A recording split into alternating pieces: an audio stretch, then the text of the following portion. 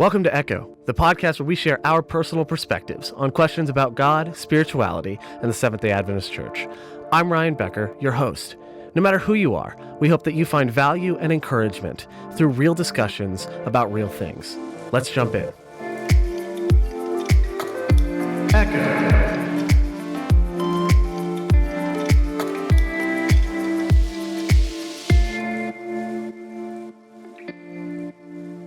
Hey guys, welcome back to the Echo Podcast. We are here in Collegedale, Tennessee, in the Collegedale Seventh-day Adventist Church. And just a quick warning for you as we talk today, there is construction going on as they're adding a new building, redoing some roof work. So you might hear some construction noises here or there. Just bear with us. We promise we didn't intend it to be this way, but it is what it is. So we're just thankful to be able to record and be able to have this platform to talk. So today I'm joined by two really good friends of mine, which is also very applicable to today's episode. But Ben, why don't you introduce yourself? My name is Ben Williams. I'm from Hagerstown, Maryland. And that's basically sums up who I am. Perfect. Wow, okay, that Jose. was pretty that's everything that you need to know about myself. Everything you need to know. Yeah. My name is Jose Briones. I am a pastor in the Georgia Cumberland Conference, and I am from outside the States. Okay, there you go. All right, so hold on. I have a question for you, Ben. Have you had Lito's Pizza? Oh, yeah, every night when I'm home. Do you like Lito's Pizza? Oh, it's my favorite pizza by far. Okay, good. I love Lito's Pizza. I love square pizza. I love Lito's Pizza. Is this like an advertisement for Lito's Pizza? Lito's is so good. It's just the best type of pizza. So Lito's, for those who don't know, just like there's deep dish pizza in Chicago or New York style pizza in New York, there is Lito's Pizza in Maryland. It is a specific chain in Maryland that they actually, like, if you could envision like a lunch tray, they basically like make your pizza in the shape of a tray. It's square pizza, but it's so good. And there's one outside of Maryland that I know of. There's more outside of Maryland, but there's one in the South that I know of. And it's in Rock Hill, South Carolina, where I used to live. And so I would go there all the time because it's so good. So I just realized I've known you from Maryland for like ever, and I never thought to ask. Oh, yeah. But we could have been talking about Lito's this entire... People say that Maryland is known for crabs, but no. It is known for Lito's Pizza. And crabs, but mainly Lito's Pizza. All right, so today, thank you, Jose, thank you, Ben, for coming on. We're talking about something that, if you have not done this yet, it is not too late to do. And so this is it's a priority that I don't think enough people make. It's one that I've certainly wrestled with, and it's this. How do I build my friendships on spiritual foundations? And that's obviously presupposing that it's a good thing to build them on spiritual foundations. So let's start there. Is it a good thing? Do you agree with that? Or how do we define a spiritual foundation? Actually, I think that's the place to start. How would you guys define a spiritual foundation? That's a very vague question. Perfect. That's why I asked it. In today's culture, you have the idea of spirituality, and it's just like anything can be spiritual, I actually will say that everything is religious. And I know a lot of people will be like, no, I don't like religion. I like to be spiritual. But the reality is that everyone has a certain sense of practices, practices that they do every day. And whether that's a reflection of the religion that you had adhered to, whether this religion may be Christianity, Buddhism, whatever it is, or even atheism, you're still practice something that you do it religiously, that you do it on a consistent basis. But what is a spiritual foundation? I will say a spiritual foundation is just a connection that you have with someone else, and this connection is outside of the physical world that you cannot yourself explain. And that's why I say it's vague. We do not even understand what the spiritual world brings, right? Even from a Christian perspective, we don't know. Have you ever seen an angel? Have you ever seen God? Those are spiritual beings, or what we regard as spiritual beings. So for me, it's like, there's this connection, something otherworldly that you cannot explain that you have with someone else. So that's what I will say. Okay, fair enough. Ben, what about you? Any definitions here? A definition for having a spiritual basis in a relationship, I would say that I don't have a textbook definition, but if you were to ask me about a relationship that's spiritual and about a relationship that's non-spiritual, the difference would be the amount that we communicate and we feel comfortable about communicating about spiritual things, right? I don't think that I have to have a friend that knows everything about the Bible for us to have a strong spiritual friendship. But I think that there has to be an open communication about that and an emphasis about those things. One of my friends that I would say I have the strongest spiritual friendship with, he is not a super strong spiritual person. He doesn't go to church every single week. He's not a pastor. He doesn't give Bible studies. But we have a strong spiritual friendship because that's something that we often speak about. We pray together. That's what comes up in conversation more than anything else. Okay, fair enough. So I would add to this, I would kind of echo both of your sentiments here. I don't think it is something super, super specific. I think it is a broad definition. But I would say it's a friendship where you are free to be yourself in a way that, and the reason it becomes a spiritual foundation in that context is because if you are someone who does follow Christ, if you're someone who is a Christian, it means that you are safe to be yourself as expressed through your faith. So you can talk about those things, you can wrestle with those things. So honestly, I would say, like, one of my closest friends is an atheist, but the conversations we have are in many ways more spiritual than many of the conversations I have even in church. And so I think that is one built on a spiritual foundation. So I think it comes down to what level your faith can be expressed through that friendship. A lot of people have the idea that the only way that you can talk about spirituality is if it's with the Bible.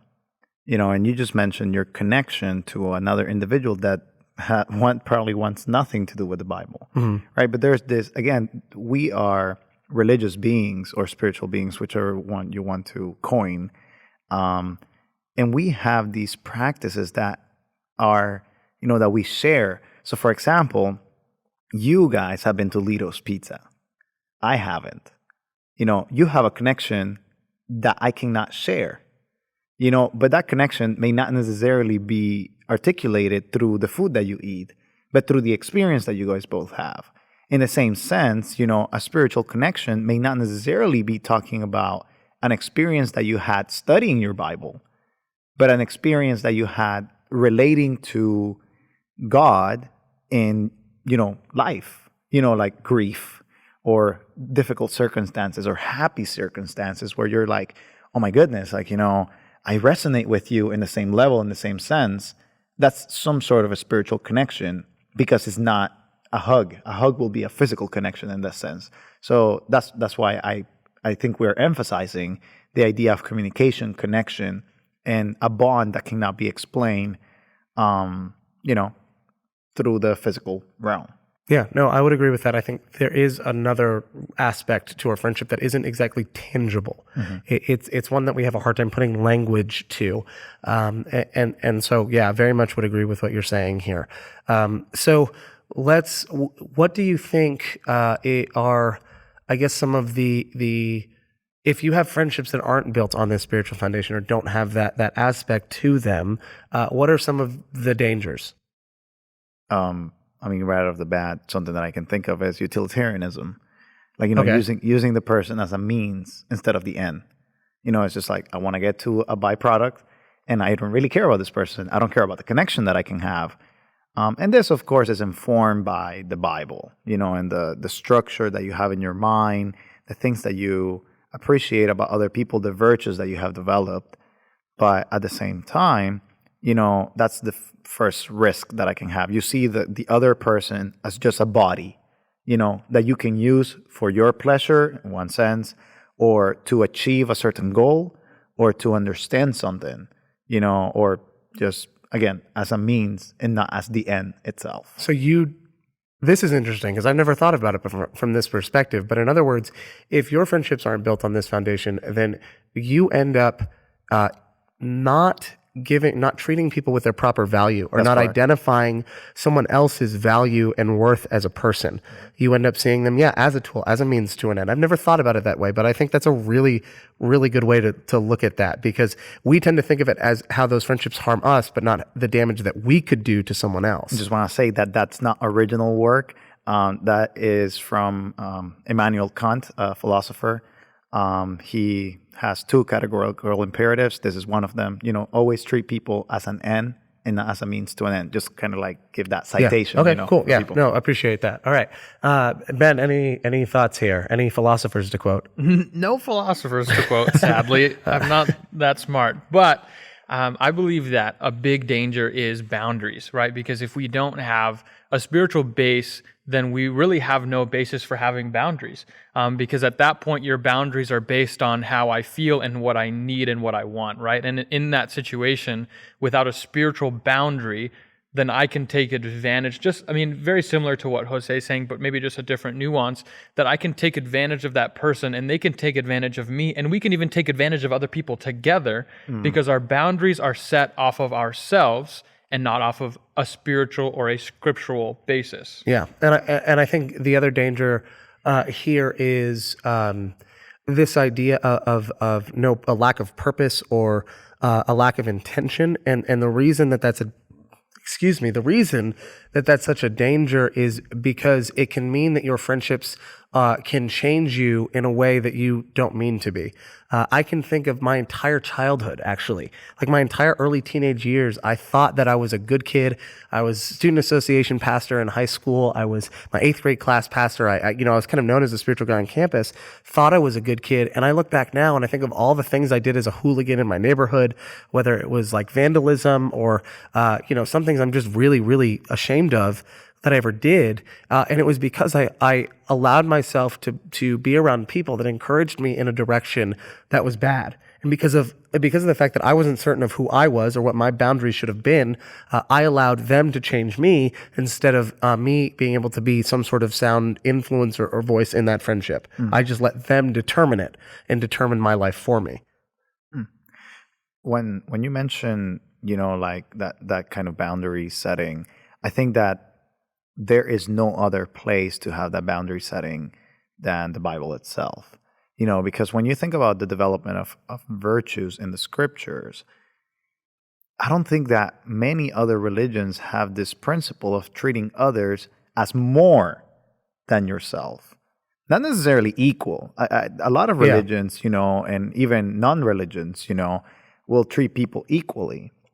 But treating others as more than yourself, having more value for them, it's hard. And I think that's religion is at the center, and Christianity in the sense when I speak about religion, Christianity is the only religion, the only major religion that has the humiliation of God, at the center, at the core, right?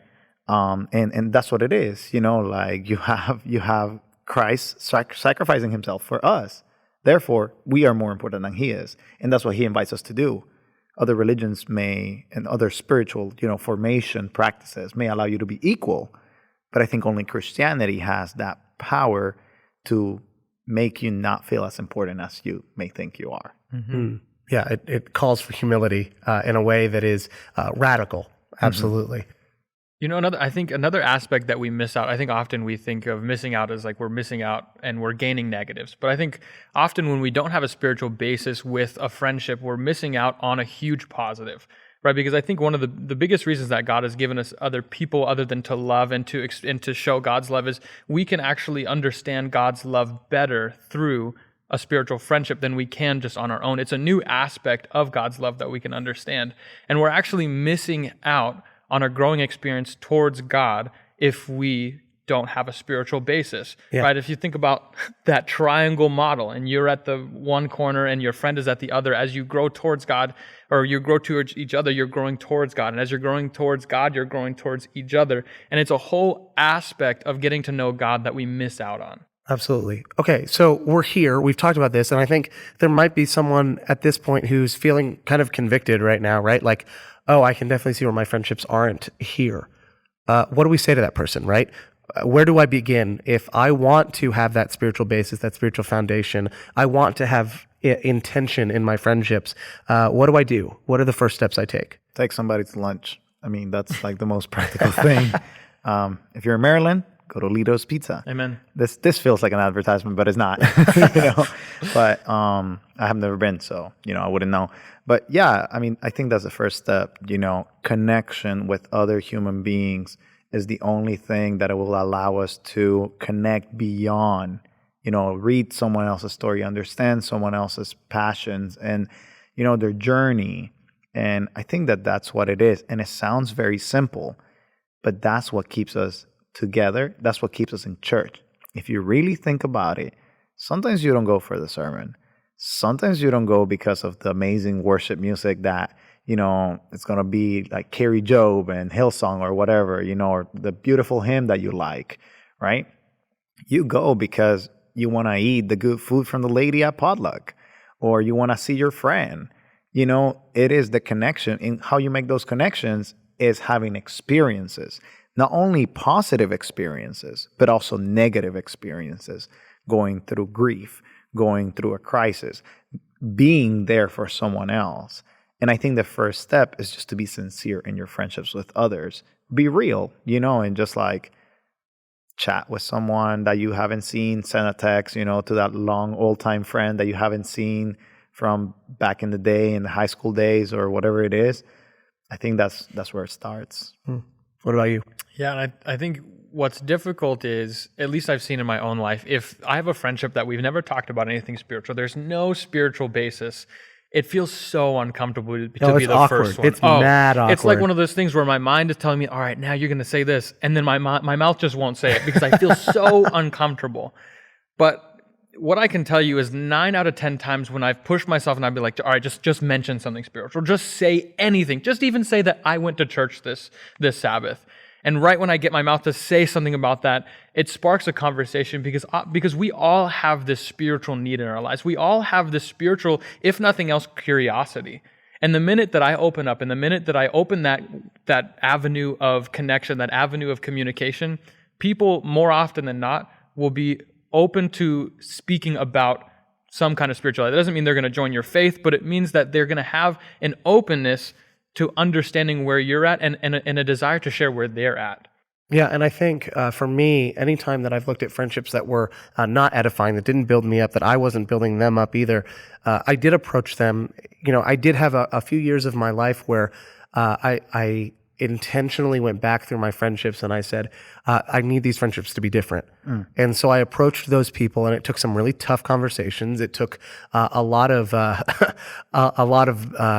of a pep talk to myself to sit there and just be honest with them and say, hey, look, I have not been prioritizing this and I want to.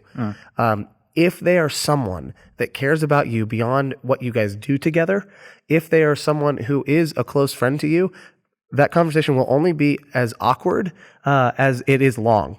Once you guys get through that point, if there's someone that cares about you beyond that, you have nothing to worry about because they will recognize that, or at least you'll have some understanding. There are some friendships that I have that are just people I have fun with, and that's it. Nothing wrong with that. And I think fun is spiritual, or can be spiritual, absolutely, or religious. And then there are others that I have really deep conversations with, and we talk about some of the deepest, darkest secrets we have. We wrestle with life together. And so there's room for all of those. The point is that you have an honest conversation with who you are, who you want to be, the direction you want to go, and you say, hey, look, can we do this together because I love you and I want you alongside for this journey and I want to be by your side on your journey. Also, I think that another component is not to shame yourself, because a lot of times when we think like, oh, we need to be talking about God all the time, it's just like, talk about the Bible, bring this text, what are you learning? Sometimes we have this idea that everything that we need to do needs to be talking about the Bible. And sometimes, the Bible needs to be the background, not in the foreground. And talking about the Bible is important. Growing spiritually, growing scripturally is important. But don't shame yourself if you're not doing it. Maybe you're just not there yet, That's just the reality. I mean, for me to talk about the Bible with somebody, it has taken me, 2-3 years of knowing them first. Yeah. Because I need to trust that this person is not going to come and give me a Ellen White quote. Bam, I got you. Or like a biblical quote. Bam, I got you. But that we're in a safe place and that we can, understand each other. Yeah, and dialogue instead of attack. Exactly. Yeah, absolutely. Any thoughts here? Yeah, I think that segues into a beautiful point, that we need to go into those relationships not as like, oh, this is a spiritual basis, that means I need to edify them.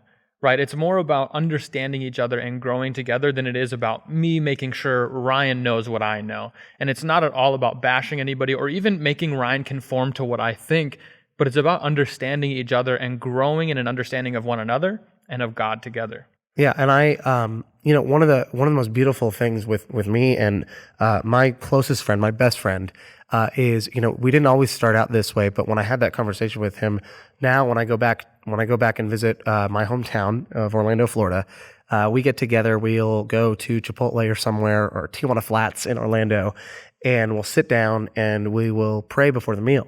And the prayer isn't. The prayer is bless this food, bless our conversation and our time together.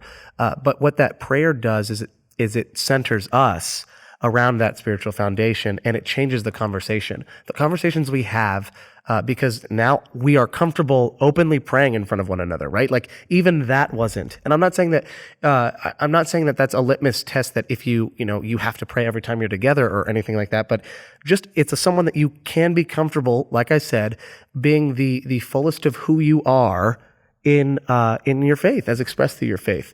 And so so prayer was kind of the identifier for me, and it could be something else for someone else. But kind of as we close out here, do you guys have any final thoughts on just this topic in general? I think that when it comes to spiritual friendships and, developing your friendships and spiritual foundation, just remember that it will take time and that you just need to be really intentional with how you have fun with people, how you fellowship with them, and how you build faith. Yeah. Ben? Yeah, and I would say it might be awkward at the beginning. It probably will be a little awkward at the beginning, let's be honest.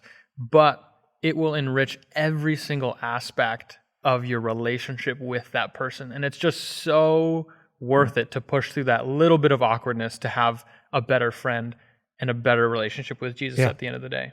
One of my favorite quotes by any pastor anywhere in any denomination is by Judd Wilhite, and he says, "Sin is messy, grab a mop." And I would add, I would kind of amend that in this context and say, friendship is messy, grab a mop. Get in there and get a little dirty as you work through the awkwardness of some of this stuff. Embrace the beauty that comes from dynamic relationships with people that are built on that spiritual foundation. Before I give us the send-off, Jose, I want to give you a chance here. Tell us a little bit about the creative work that you do outside of this so people can keep engaging with your work. Yes, so I am one of the hosts of Disruptive Adventism. Disruptive Adventism is a podcast, but it's also a platform that encourages people in conversation. So if you want to participate, just look us up on Instagram, Facebook, or other social media. Subscribe to our podcast. And if you're a writer or something, right now we are paying people to write for us. So if you want to get paid and get published, then go ahead and send us an email or just a message on Facebook or whatever it is. Awesome. So listeners, check the show notes. We'll have some links and stuff for you so that you can engage with Disruptive Adventism. And listener, thank you so much for being on this journey with us. We hope this conversation has helped you, maybe given you some perspectives you've never thought of. I know it did for me. Absolutely. So thank you, Jose. Thank you, Ben, for coming on. This has been an awesome conversation. And thank you to Southern for hosting us and for allowing us to record Echo Season 2 here. And make sure you engage with the rest of what Project Refresh has going on. Head on over to theprojectrefresh.org. Listener, thank you so much. We'll see you next week.